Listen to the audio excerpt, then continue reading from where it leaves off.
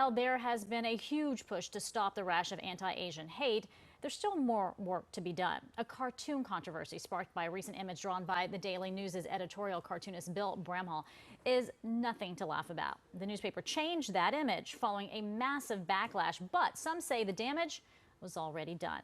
Let's bring in Betty Ng. She is the founder of Inspiring Diversity, which is an organization that works to promote inclusion in businesses. And she joins us this morning to discuss why that cartoon really sparked such outrage. So good morning, Betty. Good to see you.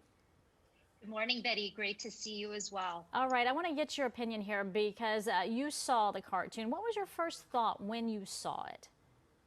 So when I first saw that caricature of Andrew Yang with the disfigured face and the slanty eyes, you know, and the speech bubble that said the tourists are back, my initial reaction was of anger. And I felt that it was just perpetuating racist imagery and stereotypes. And in fact, my Caucasian husband also had the same initial reaction. Well, you know, the editor for the Daily News and the artist both stand by that cartoon, claiming that it was meant to depict Yang as an outsider, following a recent interview where he did say his favorite train station is Times Square, which is generally avoided by native New Yorkers. However, he does live there. And critics say that the depiction of his facial features can be seen as microaggression. So help us understand what that means, because we're seeing a lot of these microaggressions as well. Yeah.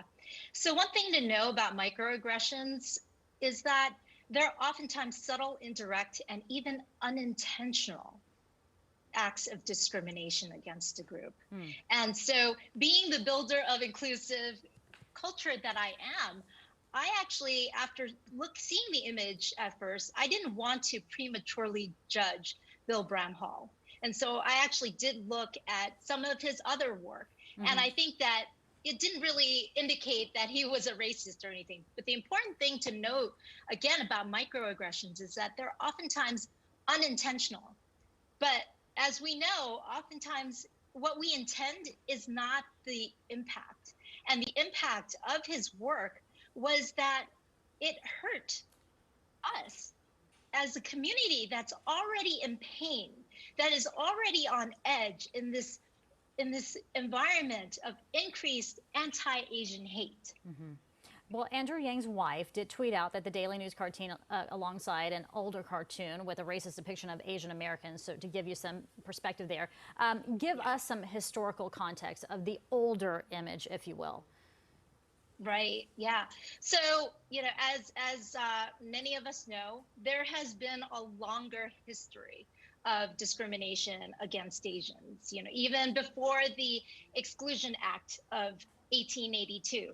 And there's also been a very long history related to the depiction of Asians with the slanty eyes as perpetual foreigners, speaking imperfect English. And such images have really hurt us as a community, these negative stereotypes. And Dr. Seuss, you may recall, a few months back, even pulled 6 of their books because they realized that this racist imagery was not acceptable. You know, children, all of us are impressionable, and we are the results, and our biases are the results of our access, exposure, upbringing, and education. And so it is important not to, you know, perpetuate these racist images and stereotypes. Well, I want to talk about Andrew Yang's statement, because he did release one on Twitter saying, quote, "To paint me in the media as a perpetual foreigner to this city is wrong and subtly approves racism at a time when people are being beaten on the street on the basis of who they are." He goes on to say that he's lived in the city for 25 years. His wife, Evelyn, is from Queens. His children were born at St. Luke's, and he is a public school parent. Implying otherwise is the repetition of a narrative that's been used to tell Asians and Latinos and Jews and Muslims and Black Americans that we do not belong. And I think that speaks to what you've been talking about. You can perpetuate this, whether it being intentional or not, but those subtle images, those subtle words, those subtle actions make a huge difference. Absolutely. Absolutely. And I really believe that, you know, this is very much a teachable moment, right? That for all of us, that we really need to be mindful of our actions. We may think one way, and perhaps Bill Bramhall does not see Asians as foreigners, but we really do need to be very mindful of our actions. Absolutely. All right, Betty, we appreciate your insight today. Thanks for joining us. Thank you. Absolutely. Take care.